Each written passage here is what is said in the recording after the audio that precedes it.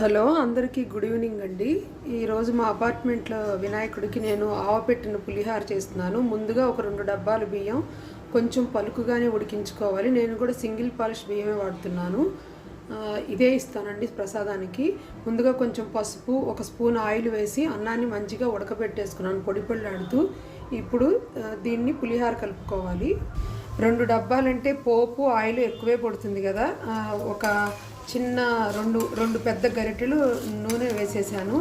శనగ నూనె వాడుతున్నాను. దీంట్లో పల్లీలు, మినపప్పు, ఆవాలు, పచ్చిశనగపప్పు కొంచెం ఎక్కువే వేసేసాను. మంచిగా పంటి కింద తగులుతాయని ఇవి కూడా వేగిపోయాయి.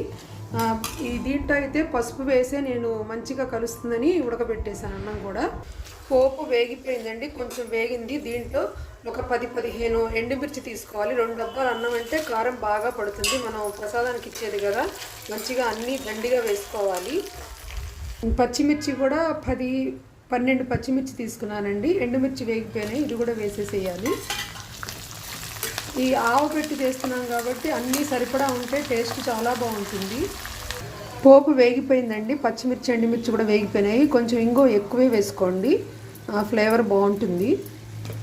ఇది మంచిగా వేగిపోయింది కదా, ఇది పక్కకు పెట్టేసుకోవాలి. లేకపోతే ఆ వేడికి ఇంకొంచెం మాడిపోయినట్టు అయిపోతుంది. వేరే దానికి మార్చుకోవాలి. పక్కకు తీసేసి కరివేపాకు వేసుకోవాలి. మంచిగా ఈ వేడికి మగ్గిపోతుంది, కరివేపాకు కూడా వేగిపోతుంది. అన్నం కూడా మంచిగా పొడి పొడిలాడుతూ ఉడికిపోయిందండి. దీంట్లో కనుక ఇప్పుడు కరివేపాకు వేసుకుంటే అన్నంలో వేడివేడి అన్నంలో బాగుంటుంది. కరివేపాకు మంచిగా కలిపేసేయాలి. అక్కడ పోపులో కూడా వేసాను, ఇది కూడా ఫ్లేవర్ బాగుంటుంది ఇట్లా చేస్తే. ఇది చింతపండు 2 పెద్ద నిమ్మకాయ సైజ్ అంత చింతపండు తీసుకుని నానబెట్టి గింజలు లేకుండా చూసి మొత్తం మిక్సీ వేసాను. ఇప్పుడు దీన్ని ఉడికించుకోవాలి.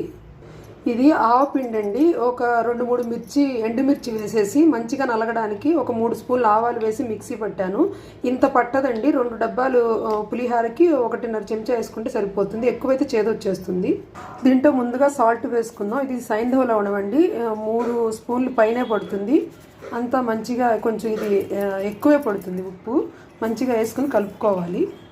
చింతపండు పులుసు కూడా ఉడికి గట్టిపడిపోయిందండి. ఇది చల్లారి పెట్టుకుని కలపాలి మనం పులిహోరలో.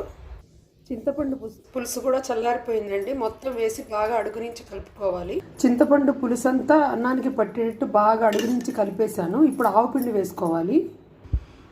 1 టేబుల్ స్పూను ఆవుపిండి, అంటే చిన్న స్పూన్ చాలు, ఇంకొంచెం హాఫ్ వేసుకోవాలి. బాగా కలుపుకోవాలి. అది కూడా ఆవపిండి కూడా బాగా కలిపేసాం కదా, ఇందాక పెట్టుకున్న పోపు అంతా దీంట్లో వేసి చివరిలో కలుపుకుంటే కరకరలాడుతూ ఉంటాయి. గణపతి ప్రసాదం